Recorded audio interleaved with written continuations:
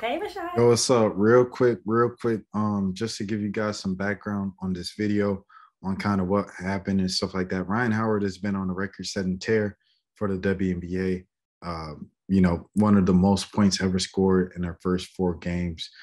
Eastern Conference player the first week of her professional career, leading the league in scoring, leading the league in free throw attempts coming into tonight's game against the Washington Mystics. So against the Washington Mystics, with all that hype an expectation on her from being Eastern Conference Player of the Week, coming back home and getting that standing ovation during starting lineups. She just goes out and continues to do what she does here, as you see in the first half. Hold on, let me pull up. She's only the second WNBA player to ever have over 19 points and four threes on 100% shooting in the first half in history. So that was the start she got off to. She had 19 points in the first half, went 4-4 from three, and was just ripping it up. Didn't miss at all. You come out in the second half, she got an early poke and layup on Ariel Atkins, easy steal and lay. She had 21 points early in the second half, and it looked like she was going to get even more points going back to the first half. She got into foul trouble. You know, she has a habit of kind of using this elbow of hers, her arm, as a separator on offense and defense. You know, that picture of her, excuse me, against Lexi Brown, the first game. I don't know if you've ever seen it on offense where it's a clear push and it wasn't called. And she got called for it a couple times tonight on defense. So she had three fouls, had to be taken out with about 4 minutes left in the second quarter. I think if she would have stayed in and didn't have that foul trouble, you know, I think she was well on her way to 30, you know, flirting with 40 points tonight.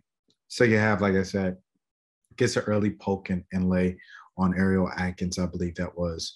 She had 21, and it looked like, you know, she was going to have 30, and that wasn't the case.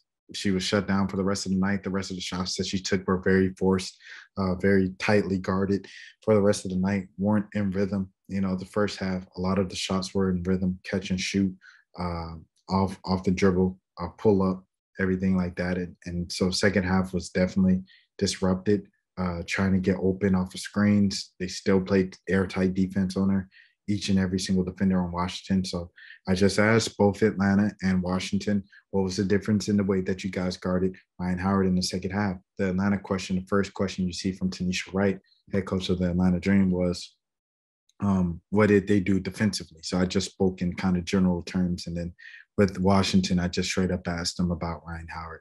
The last clip is someone saying when Rhyne Howard's shot was kind of, you know, was stagnant a little bit in the second half. What was kind of the difference there? And Coach Wright was like, "Oh, I don't think she struggled. You know, she played very well. She, you know, didn't miss a shot in the first half. You know, in the second half, they just played better defense." Anyways, see the answers for yourself. As a difference from Washington in the second half defensively. They anteed up their pressure. You know what I mean? They picked up their pressure. And that was it. They got a little bit more physical. They picked up their pressure, right? We didn't really get north-south a lot, you know what I mean, in the second half. And we got to be able to handle people's physicality. I think they did a good job of stretching us out in terms of all of our actions were 3-4 feet off the three-point line rather than, you know what I mean, in scoring range for us. And that made it a little bit more difficult for us to get downhill. In person. Rashad Milligan rolling out. My question for y'all is, what do y'all think was the difference in the second half in guarding? You just Rhyne? graduated? No, this is my little sister, Howard. Tell your sister congratulations. I got you. Absolutely. Sorry, ask your question again. Yeah. Second half, what was the difference in guarding Rhyne Howard? What did you guys do differently defensively? Alicia Clark. Yeah, that's our answer. Alicia Clark. She just understood, again, AC's IQ on the defensive end is so high. She knows when Rhyne was in certain position, what actions were coming. And she really just bullied her early and made her job really hard to come off the screens, up in the pressure, making catches tough for her, pushing her out of where their offense wanted to be set up, pushing her up off of ball screens, and making her shoot over. AC is a big guard, and especially on the defensive end, she's strong, she's powerful, and I think that really got to Rhyne in the second half. Rhyne had 19 points in the first half. So she was definitely making shots. The second half, they just upped their defense.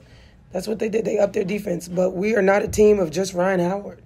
We are a team, and everybody contributes in different ways. So we got to look for opportunities for ourselves when those opportunities present themselves.